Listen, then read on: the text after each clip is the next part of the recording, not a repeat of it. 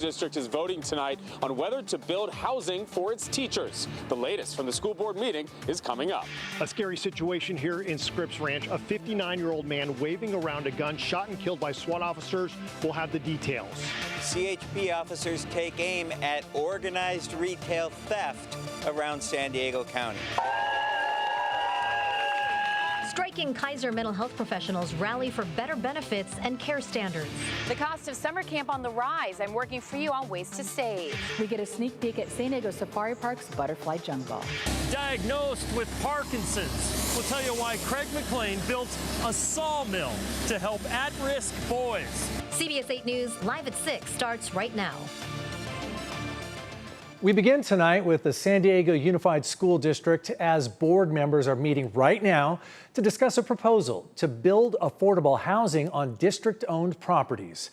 Good evening and thank you for joining us. I'm Carlo Cicchetto. I'm Marcella Lee. That board meeting got underway just about an hour ago at the district's headquarters in University Heights. That's where CBS 8's Alex Cheney joins us live with what's happening right now. Good evening, Alex. Good evening. That's right. I just stepped out of the board meeting just moments ago. They have not gotten to exactly what we're waiting for yet tonight. They said it might come up with the next hour as we are waiting for the board to consider proposals of building affordable housing for its employees. As the cost of living continues to rise in San Diego, the SDUSD wants to build affordable housing for teachers so they can live in the neighborhoods where they teach. A society that prices teachers out of the communities in which they teach has lost its way. If approved, the district will begin construction on 5 district-owned properties: Eugene Brucker Education Center in Normal Heights, Revere Center and Instructional Media Center in Linda Vista, Fremont Ballard Center in Old Town, and Commercial Street on Commercial Street downtown. The district shared conceptual designs of these possible projects. It includes condominium-style housing for singles and families. Knowing our housing costs go up every year, it is difficult for us to even focus our attention on the needs of the students when our own basic needs are not being met.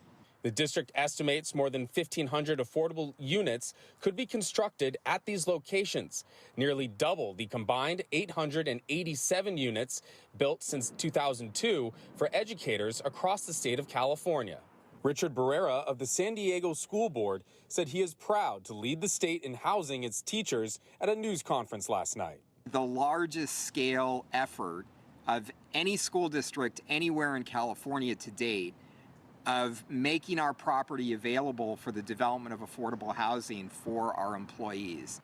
The policies presented yesterday came about as a result of a December workshop to receive feedback from the community and its staff. One development already housing classified employees is Livia in Scripps Ranch. Neighborhood schools should have neighborhood teachers. That board meeting is happening right now. We'll have an update for you later tonight. Reporting live, I'm Alex Cheney, CBS 8. Thank you, Alex. Tonight, a man is dead, shot by a San Diego police sniper after investigators say the man threatened several people with a gun. This happened on Angelique Street in Scripps Ranch just after noon today. CBS 8's Steve Price reports not far from there with more on what we know right now. Steve? Marcella and Carlo, a very scary situation this afternoon here in the Scripps Ranch neighborhood. The Sheriff's Department just updated us on the situation, telling us a 59-year-old man who actually lives in this area was walking around waving a gun, threatening to shoot people. One of the reporting parties stated that the suspect had been pointing a semi-automatic firearm at construction workers. The construction workers feared for their safety, so they retreated out of the area. As the suspect was still in the area, he additionally pointed a firearm at a pest control worker. That pest control worker feared for his life, and so he hid in the back of his work van. It started just after noon. You can see the man with the gun waving it around. San Diego police officers arrived. They ordered the man multiple times to drop the gun. Now, they haven't released the man's name yet, but several neighbors say that they know him, and they tell us he has special needs, but still not clear yet why he came outside with the gun. After refusing to drop it, SWAT officers arrived about an hour later, so around 1 o'clock. Sheriff's investigators say the man lifted the gun toward officers, and that's when 2 SWAT officers opened fire. The man died at the scene. When officers got close to him, they noticed he also had a knife. Neighbors who heard the shot say it was a very scary situation. I've never seen anything like this except on TV, so that was part of the reason why I continued to walk up here. Never seen so many police cars, policemen, guns in real life before. Since it was the San Diego Police Department who shot the man, the investigation will now be handled by the Sheriff's Department. Some good news, no one else out here was injured. In Scripps Ranch, Steve Price, CBS 8. Thanks, Steve. Funeral services were held today in Temecula for CAL FIRE Captain Rebecca Moroi, who was killed at her home in Ramona last month. These are some of the pictures from the funeral that CAL FIRE shared with us. Right now, her wife is behind bars here in San Diego, accused in Rebecca's murder. Over the weekend, Mexican authorities arrested Yolanda Moroi, who ran away after Rebecca was stabbed to death. She's set to be arraigned tomorrow.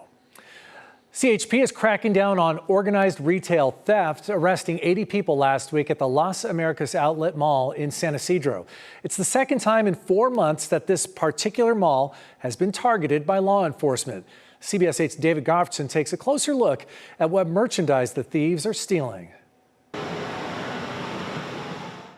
These are photographs of the California Highway Patrol sting that went down between Monday and Friday of last week at the Las Americas Premium Outlets Mall near the border. The operation, conducted by the California Organized Retail Crime Task Force, resulted in 80 arrests, including 13 felonies, recovery of 391 stolen items valued at more than $36,000. Insiders tell me the merchandise that the thieves are taking are mainly expensive tennis shoes, telling me the thieves simply walk into the store and stuff their backpacks full of shoes. It does seem organized because the thefts are happening every day here, according to mall employees. There are several factory outlet shoe stores in the Las Americas Mall in San Isidro. The biggest is the Nike factory outlet with thousands of shoes on display. A manager at the Nike store declined to comment on last week's CHP sting operation, and managers of the mall also did not respond to a request for comment. This is the second time in 4 months the CHP has conducted a retail theft sting at this same mall. These are photographs they released back in November when 24 people were arrested. The Organized Retail Crime Task Force was set up in 2019 to combat smash and grab thefts where thieves take over stores in organized hits. A recent change in California law makes it easier to charge repeat offenders with felonies. The California Highway Patrol says they will be conducting more of these operations around the county, and they're encouraging businesses who have been victims of organized retail theft to contact the CHP. In San Ysidro, David Goffredson, CBS 8. Thanks, David. Dozens of Kaiser mental health care workers rallied outside the Kaiser San Diego headquarters today. Those workers, which include psychologists, social workers, and psychiatric nurses, first went on strike back in October of last year. They're fighting for better benefits and patient care standards. Their union says no negotiations with Kaiser have been scheduled since mediation broke down earlier this month. Kaiser previously told us it has already issued a strong offer to the union. Today's demonstration is the first in a series of protests planned across the state this week.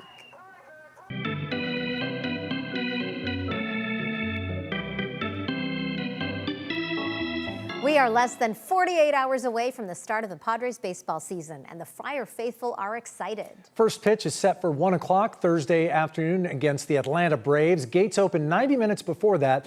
There are some things you should keep in mind if you plan on heading downtown for the game. Parking will run you anywhere from $50 to $85, and it's limited.